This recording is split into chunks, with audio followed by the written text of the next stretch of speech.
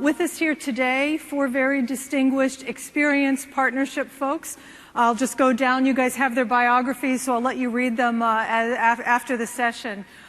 First up to my left here is Ken Geisler, who is the Vice President of Business Strategy for the Smart Grid Division of Siemens. Welcome, Ken. Thank you, Beth. Next to Ken is Lisa Caswell. Lisa is the president of eMeter, a Siemens company, so you might imagine there's a good partnership story there. Next up is Larry Clark. Larry has a very nice title. I'm going to have to read it. Larry is Senior Manager, Spacecraft Technology Development Laboratory, Lockheed Martin Space Systems Company. Welcome, Larry. Next to Larry is Dr. Brian Hemming, who is VP of Operations at Lynntech, and what isn't obvious is that they are also partnered. What I thought I would do to start the conversation is give us some context for the way the world's seeing partnerships, and then ask each of our panelists to talk about their relationships. We were joking before, this may become sort of like relationship therapy, but the idea of today is to have these folks share some of their insights. And hopefully everyone here can walk out with a bit of a checklist. If you're thinking about partnerships, if you're doing them, a little bit of a what to do, what not to do. So that's what we hope to accomplish in the next 30, 40 minutes. I have to catch a flight, so if you see me leaving early, it's not because I'm bored, it's because I didn't schedule myself well. But I want to let you know how exciting this discussion promises to be. So every year at GE, we do something called the Innovation Barometer, where we look out at C-level executives around the globe and ask them the state of affairs around innovation. For the past 3 years, we've seen 4 key trends that I'm just going to touch on and then drill into one, which is collaboration. The first thing that business leaders, no matter where they are in the globe, are saying is that problems that we're all trying to solve today are too complicated, and they recognize they must have partnerships. Most cases, we're talking about complicated ecosystems. I don't need to describe that to anyone in the energy business. But people around the world are recognizing that to solve these problems, there needs to be a combination of partnership, big companies, small, government, academic, and that we have to figure out new models. The second thing business leaders are saying is they recognize the need for more creative individuals in their organization, but they frankly don't know how to deal with them. That's a discussion for another day. The third piece is the recognition that technology and innovation has to happen at both a global scale and for local impact, and recognizing that there's tension in getting both of those right. And the fourth thing is that business leaders around the globe are saying we recognize that most businesses exist to make money, but we have to be driven by purpose. So it's profit with purpose. The collaboration theme kept coming up, and so this year we drilled down, and I thought you might want to know just a few statistics that we found about how business leaders are seeing the issue with collaboration. About 90% of business leaders, no matter what the country, said they have huge appetite for collaboration, and I'll get to why in a minute. But only about 65% say they actually have any experience doing it. Some tension in recognizing I know I need to do it, but I'm perhaps not good at it. Countries most interested right now in collaborating: Mexico, Russia, Brazil, South Africa, and UAE. In emerging markets, collaboration is accelerating. About the average of CEOs saying that collaboration helped drive profit or revenue. About 35% of companies saying collaboration is actually seen in their profit and loss statement. Experienced collaborators, businesses and countries where they say they have the most experience would be Germany, China, Brazil, and Sweden. And I want to highlight China because 3 years ago there was a sentiment that China was not a good collaborator, both from within China and around the globe. And we've seen over the past 3 years that's a definite shift. There's been an increase in the recognition of the role of small companies play. And then a couple of challenging tension points I thought I would highlight. Most of the top reasons that people say they think collaboration works: access to new technologies is at the top of the list, access to new markets, improving existing products or services, and speeding up time to market. Those were the top reasons. And interestingly, maybe you won't find this surprising, but I found some of it surprising. The top reasons for not collaborating The biggest one was lack of IP protection. Clear at 64%. Lack of trust in the partner company was next. Talent, knowledge, poaching. People didn't want to collaborate because someone was going to take their good talent. And then finally, lack of tested collaboration processes. Again, people know they need to do it, but they're not very good at doing it. So with that as a backdrop, let me shift gears and turn it over. Let me start Ken and Lisa. Ken, why don't you kick off? Give me a sense. I'm assuming eMeter's been a good partnership. Give us a blueprint for what makes a good partnership. Absolutely, and thank you. It's a pleasure to talk with you all today. The eMeter partnership that was initially set out with Siemens was actually quite well thought through, and I think that's where you have to start.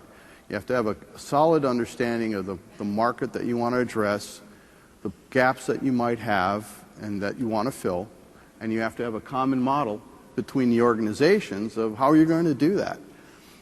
That model then kind of leads directly to what level of commitment you're willing to put into this. And honestly, that's what's going to make a partnership successful in any kind of degree. So that commitment then is translated into a solid plan, and you have owners on both sides of the house that actually drive forward to do it. Honestly, if you look at that from a large company's perspective, and we are a large company like GE, there's not a lot of difference between trying to make organizations within your own business work together. There's all the same interaction, dynamics, and commitment that need to happen within a model that is then, in fact, measurable and actionable, and you head down that path. So it has to be clearly thought through and agreed to on a common model where value is clear to both. And I think that's a big thing that was helpful to us. Ken, how experienced would you say you were as a partner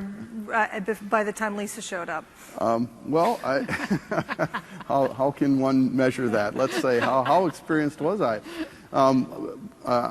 Before Siemens, I've been there about 8 years. I had my own company for about 14 years, and it was a small company by comparison, about 20 million. And I ended up partnering with a number of different organizations. So from my standpoint, and I was only one part of what went on with eMeter, I guess I had the small company and the large company view of things. So that, I think, was very helpful because there was a level of understanding there. But I think the critical thing that we did was to have an integration team that was assigned to it. And those people, in fact, then were, on both sides of that organization to make that happen. And that was in their, their business objectives. That was in their compensation. It was in, everything that they had going on. So they lived and breathed it. And out of that, I think we saw a very integrated view come out of it. Not that there weren't issues, not that there weren't problems, not that there weren't, many hurdles that we had to go through that we perhaps didn't understand well enough going in, but our model was good. If 80% of your model is bad, you're going to have a problem. But if 80% is good, you're going to live through the 20% and find the way to make it work for everybody. Yeah. Great. So Lisa, how about you? Give us a sense of what's worked well, and then a couple questions for you. So I think one of the things that worked well, and the partnership started even before I arrived at eMeter, but what was nice is it was written down. The partnership and the objectives were written down so that as people changed, you still had a guiding post for what we were trying to get and accomplish in the marketplace. So it's not only what was our end goal, what we were trying to do from a technology standpoint, what were we trying to do from a sales standpoint, but a governance that sort of drove us. And again, it wasn't perfect, but it was absolutely the right vehicle to do that. And then having people really abide by it. At the small company, they didn't have the objectives to it, but they did see the commitment from the large company and how that's obtained, and that built the trust. And so the trust was built early on, and it sustained through that, because as it continued to get passed on, no matter how good, bad, or different things were going, is that there was absolutely a trust in the communication and what was going to happen. So I think those would probably be the keys. It must have been scary at first thought. I mean, you were sized, Siemens was much bigger than you. Yes. And many startups are afraid of dealing with big companies. You're afraid, at best, you'll be ignored. At worst, Right. you'll be squashed like a bug. I mean, how did you deal with those fears, or maybe they weren't relevant? No, well, they were relevant, and then they changed from side to side. You know, so about the poaching of individuals, everybody was worried about, you know, whether you would do that. But again, some of those you'd end up putting into the governance model of what we agreed that we were going to work on. Sales channels were tough in trying, you know, something that was immediately important to us because we were a quarterly driven, tiny little software company to somebody, you know, this large company who has annual targets, right? That just the sense of urgency difference was definitely something that we've had to learn to work together through time. And a lot of it is just that communication of, I need this now, right? You don't need it for a long time. What do we do to sort of meet in the middle? I think we learned over time how to do longer term planning, which is a tiny little startup. You never think, you know, 3 to 5 years really. You might have put it in some business plan that you did originally in an investment, but it is not how you're thinking every day. But it is something that does end up guiding you very well. And you have to be willing to talk about the fears and get them on the table, because if you don't and you only background, we have gotten ourselves into situations, even with Siemens, where we would find ourselves just at raw edges because we weren't talking, right? It's like any other relationship. You know what happens? You got to get in the room and voice your concerns. And if it's set up right in the beginning, you'll find a way to come to a resolution. Yeah. So lessons I'm taking away from what you've said: clear, shared vision, trust, governance, accountability, and incentives. And I love the written down governance. I mean, I think that's a real takeaway. Larry, how about you? Talk about the partnership you guys have had. And again, we're assuming it's a good one. You're here together. So That's tell right. us what works well. Well, at Lockheed Martin, we're a big system integrator. We go after a lot of different procurements, big procurements, and the competition is tough, real tough out there. So we need something that's going to give us an edge, something that's going to let us win, some kind of a technical discriminator, some kind of a new innovation. And so we spend a lot of time scanning the country, scanning the world, really, for these little technical advantages that we can get, okay? So when we started looking for a fuel cell provider for energy storage systems, we needed, I mean, these specs were off the charts. It's a DARPA program. So, you know, they want an order of magnitude improvement in everything. So it had to be high performance, lightweight, you know, pure oxygen, pure hydrogen. The specs just went on. And we found Lynntech. We'd worked with them before. They were a high-performance company. We knew their stacks. We'd worked with them a little bit before, and they offered some technological advances that we couldn't find anywhere else. So, Larry, had you been involved in partnerships before?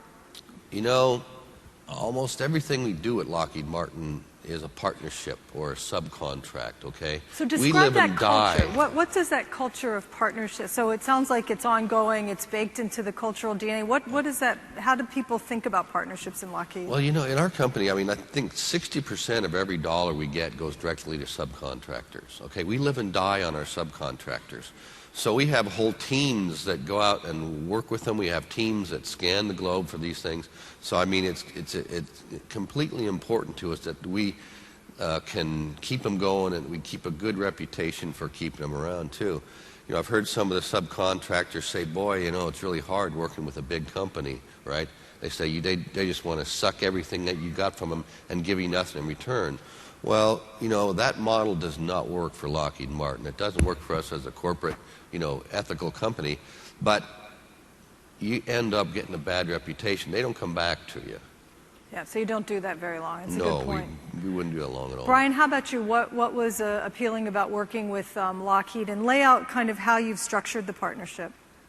Well, so Lynntech has great ideas. Lynntech has cutting-edge technologies, but we exist to transition those technologies. And if you're a technology development company and you're a small company, you don't have the infrastructure and the resources on the transition side. So we have, for many years, a decade and a half or 2 decades, been seeking transition partners. And we've worked with Lockheed prior to our current partnership, and it had been successful. And, you know, like Larry said, we got a good taste in our mouth with respect to, here's an 800-pound gorilla who's not out there to suck the technology from you and squash you. Because we had some similar transition partnerships that had not succeeded, and it was for some of the reasons you mentioned in your pre-brief. You know, we seek that. We live and die by that, because otherwise we develop a technology and it's so hard it sits on a shelf. It doesn't get out there and it doesn't get in front of an end user. That's actually a good point, because our company really exists to do that. You know, we make the products for the military, and we actually have a pretty big energy portfolio, but we can take those new advanced products and bring them across that valley of death, they call it, for new technologies. IP was was clearly the biggest stumbling block that we found, and you guys clearly have dealt with the IP issues. I don't know, Brian, how did you work around that? How would someone here construct, okay, I want to go work with Lockheed, but I'm afraid they're going to take my IP? Well, what would you tell them to do? Protect your rights up front. Okay. Lynntech has 95 people. Lockheed Martin has 95 attorneys. I mean, in just one division, probably. I mean, part of the intellectual property came out of the SBIR program, which does have a period of time that the data rights are protected. So that was good, but it's a combination of patents. Proprietary secrets, you know, don't tell them everything. So Ken and Larry, let me ask you, we work in companies that operate at such scale. You know, both Brian and Lisa talked a little bit about what can be perceived as daunting in working with a big company, but if you're not careful, it can look as dabbling if you're working with the likes of a Lisa or a Brian. How do you make your way as to what's scalable, what's worth your time, and how do you make that argument internally when people are like, I'd far rather you support this idea, why are you working with Lisa when I have something better over here? Yes, that's a great question, because I think we do probably more internally to build up a business model and our view of how we're going to attack the marketplace with what we need. I think it was a good description where, you know, particularly in these days, there's not one vendor on the face of the planet that's going to provide all the products in a particular solution. And so let's get used to it. We're going to have to work with partners, and we're going to have to integrate third parties. That's the way it's going to be. And so with that in mind, setting that out, that's part of the executive management buy-in, right? Here's what the solution is. Here's the value we get out of the solution. Here's the model we're going to do with it, and here's why we need these elements within it. And to me, if you don't have that, you then are dabbling, because you could be investing, or you could be spending your time, or you may be taking some of your key people and dropping into an organization that, although looks very promising in a very limited sense, is really not something that you're going to leverage your scale. And I think that's ultimately for a Siemens or perhaps a GE or other very large companies is first and foremost on their mind. Let's do the things that are going to get us the most mileage, shortest period of time, and it's got to fit it within a broader solution.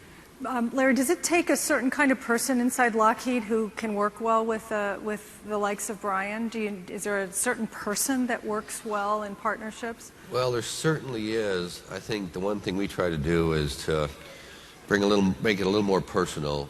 You know, we try not to impose too much formality on a process. We try and have a small group involved with the company so that they don't feel like it is a monstrous organization coming down on you. So we have small groups of teams that work together to work with the subcontractors.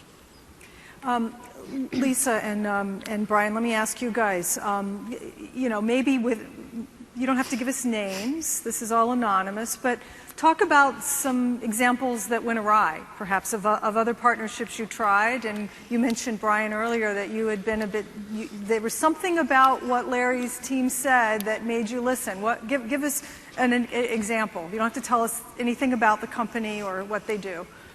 So we had a great opportunity with Company P, same fuel cell technology, or very similar, but don't worry. 800-pound gorilla, $30 billion a year company, and we went into it, and one of the things you mentioned was trust. We very quickly, we had great momentum, we had great excitement, we had great communication, got a big check mark on communication. Roles were defined but not real well, and roles were never accepted. Roles weren't adopted, but the true cause of failure, in my opinion, was trust. As time went on and the partnership evolved, we started to feel like they were going to crush us. They were going to steal the technology and crush us. And they didn't have the same outlook that Lockheed Martin has with respect to, if I squash Lynntech, I get this one fuel cell stack, but I never get any more. They're done. It's over, you know. So, I mean, we're an innovation company, so we have the next innovation for the next 5 years in the pot simmering. So, but going back to answering your question, I think lack of trust, and I think it was big that the roles were talked about, not defined in concrete, and they weren't really accepted and agreed to by both parties. So Lisa, I'm going to ask you for your examples, and I'll also ask you to touch on the issue of urgency and speed, because listening to Brian, I mean, that's a lot of work to try out somebody and find out, you know, you're smarter, but there's a speed to learning. But if you're a startup, how can you afford to do that? And give us an example in the context of whatever makes sense, but I'd love you to talk about speed too. So I'll give it to you on two sides of it, and kind of a note of caution is we've had other partnerships with very large companies, and part of it was not taking a long enough view on where this needed to go. So in that case, we didn't give ourselves a long enough time, and therefore didn't allow that large organization to get ramped up to really get their sales team, because I needed that sales leverage. They needed my technology. Actually, we were combining sets of technology, and thinking through the entire sales model and sales channel and what it took to get a very large machine running was something that we wildly underestimated, including the level of effort on our side of what it was going to take to get them moving. I was going to need a lot of more pre-sale support to educate their organization on what it was going to take, and you realize that you're sometimes just out of people at the end of the day. And so I've seen it fail. Now, that didn't mean that the company was the wrong company to be with, and that's the other thing you always have to do. A failed project doesn't mean a failed partnership. If you fundamentally have the right people and the concept of trust and some other things, it doesn't mean it's a failed project, especially with very large companies like y'all, if I can say that term here. We're almost in the But it's being willing to think about it and go back again if the fundamentals right, if you can trust them right, if you've got good communications, if you've got some other things, there might be some other projects. In other cases where we have had a sense of urgency, it's having the state of rose-colored glasses, where you're so excited about particular access, whether it's to a piece of technology or, you know, the decision of, am I going to partner with that company because they have customers and I'm basically buying into the customer base, right? You have a bad habit of sometimes looking to do that. Of they've got, 800 customers, therefore I want to work with them, but you realize that that's, the technology match may not still be there, but you can cause yourself with that sense of urgency to race into something that can trip you up later on. And so I think that that's one of the things that we want to work for. So one of the questions that has come in while you guys have been talking ask about big company to big company collaboration. So someone here said, would Siemens ever partner with Lockheed? And he didn't ask if we would ever work together. You have a replacement. Well, yeah, We definitely would partner with Lockheed. We're all friends here, aren't we? Strategic partnership. So yeah, it's very common to have large companies have some form of common business model that they want to go out against. But I would argue that many of the parameters are the same things, and that many of the fears are equal. That you need a good solid model, you need an executive sponsor that's going to carry it through, you need a committed integration team, and you need to write it into everybody's performance plan, right? Because that's how you get it done, and you got to be able to make it measurable. The trust will come out of performing together, and the satisfaction of making it work will come out of performing together and making it happen. And that's where it can very easily get bogged down. So if you've got it 80% right, you can fight your way through 20% of the problem. And believe me, there'll be at least 20% of the problem. But if you've got it, only 20% right on the front end going into it, you're sealing your own fate. You might as well stop before you begin. So, I encourage a business model from the very beginning that's actionable and then can be broke down into the value between the two partners. And then there's a very common understanding that is very measurable if you put it out that way. Yeah, thanks. Larry, do you have any insight into that as well? Well, from our standpoint, we certainly have made some big blockbuster teamings like that. I know the big bad Boeing company, for example. We have a very big organization we put together called USA to support the space shuttle. Yep. We have another one called ULA, United Launch Alliance, that we make rockets for. In each case, there's a big benefit to the customer in this case. We can reduce costs for launches. We can reduce costs for the shuttle launches. So in this case, again, it has a good business case for it, and it helps the customer. Yeah, absolutely. An interesting question that's come in is around the whole idea of how do you think about partnerships with the national labs or universities in terms of bringing things in to these either already two-company relationships or on their own? I don't know, as small companies, maybe you guys could comment first. We work heavily with universities, not so much with national labs, but a little bit with national labs. We love to identify technologies at the university idea stage, and then we take them, we advance the football a little bit, and then get help with the ultimate transition. So we work heavily with the universities. Brian, do you feel like the same rule of you become the Goliath at that point? Is that same dynamic of developing trust still operable? I've never actually thought about that. But that's a good question, because in reality the roles are reversed, and I am now the 800-pound gorilla. I would like to think we certainly have many repeat consultants, collaborators, subcontractors, so we can't be doing it too badly, but I'll have to think about that. Yeah. What about Lisa? You had a good smile there. So we have we would love to. We're just now, thanks to being a part of Siemens, getting to the point where you can actually really entertain that conversation. Because in the past we had about all we could take with our own developments and our own technology. But right now we're working close with several universities. Ken works very close with several universities as well.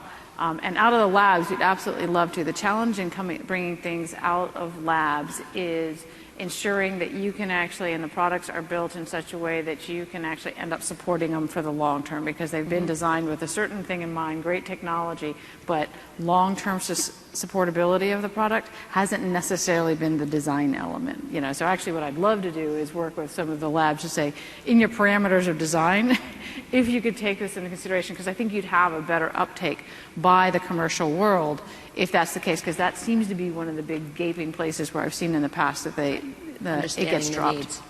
And just the long term, is it's supportable. It's a cool technology, but how do I do that, and how do I do ongoing development? Are there enough developers out there with this sort of technology that you can actually build on it? Mm-hmm. Absolutely.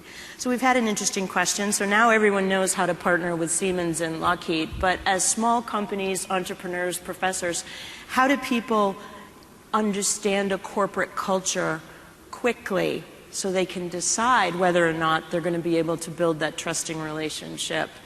How do you decide if you're going to go on that first date? I think you always got to try. You always got to. You never know. It's like informational interviews. Just always take the conversation. You never know what will come out of it. It may be, and half the time, it's introducing it to somebody else. It still is always about the networking. This isn't appropriate for us, but boy, I've got somebody else, and it may be even as a small company, other colleagues that we know that happen to specialize in another area, other big companies that we've done work with. You know, unless they just have an absolutely ethically bad record, you show up and have the first conversation. Yeah, I would agree with that, and I would maybe go a little farther and say that I think if you understand where you want to be in the marketplace, and you have a vision of what you want your business to be, and you realize that there are parts that are missing to make all that happen. And if I look at a research partnership like I would at any other partnership that I have, I would want to do the same thing. There's an objective that I have in mind. There is a clear reason for us to be talking, to approach that. And like I say, you can always learn something new, and I agree entirely with what was just stated. So you always want to take the conversation. But I think ultimately you want to say, how does this fit with me? You know, where do I want to be? Where do we want to be? How is this going to make the difference that we want to see in the marketplace? And then do I want to take that discussion further? And I think it's after that and a series of discussions, you very quickly come to know the culture of the individuals that you're talking to. You very quickly come to know the level of commitment or the mercenary nature of the particular encounter. So from that standpoint, I think it behooves everyone to go into it kind of having a basic idea of where they think it's going and what they want out of it, and then try to lock on and see if the other party's that way. Interesting. Yeah. Good. Larry, you seem like you were going to say something there as well. Well, I was actually kind of pondering that question myself because we're so big. We have so many units and so many different people and different types of people. But we actually do try to promote an ethical corporation and try and give a consistent message to people. And I guess it really just depends on the individual situation and who you hook up with. And so speaking of that a little bit, I mean, obviously you're both in global companies. How does your position on strategic partner change when dealing with outside the U.S., where potentially either the technology or the division you might be thinking about is partnered in a country with weaker IP protection?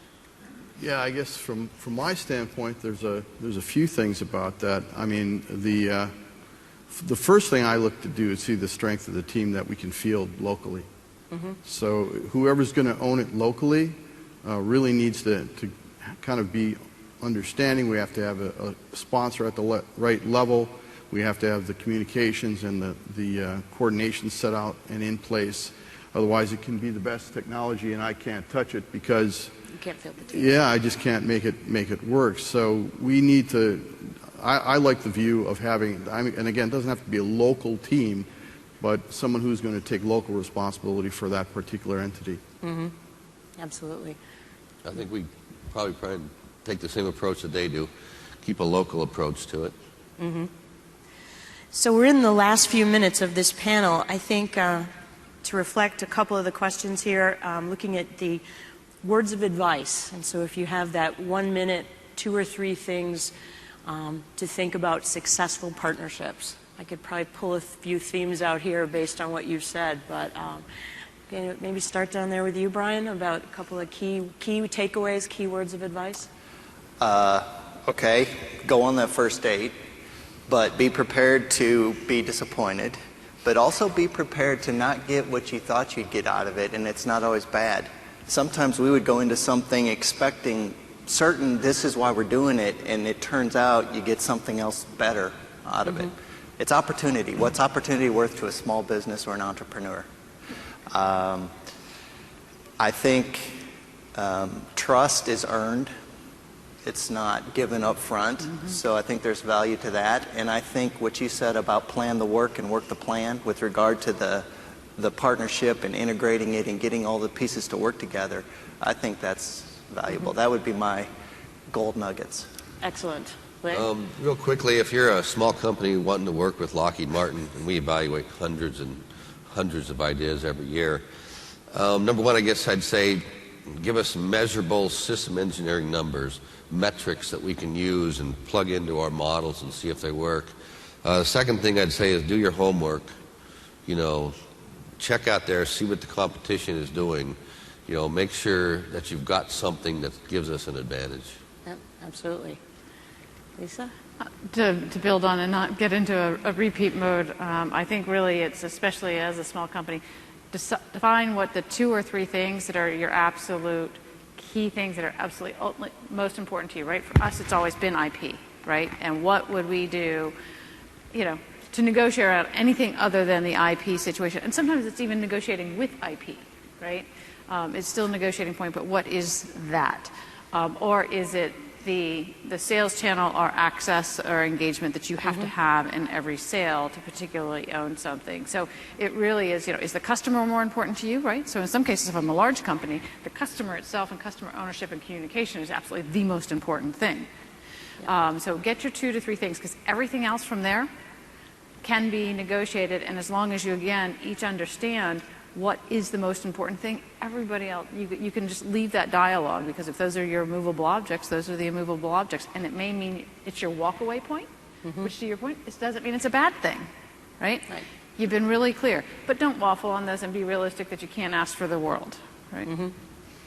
So I guess not wanting to repeat as well, I guess, come back to the model, but I think maybe the one thing that I can add is to say that make sure your partner is truly a partner going into it. They're going to work with you. So if I go into it and the minute we have a problem, I'm beating you up, probably not a really great partner, right? There's one thing about being tough.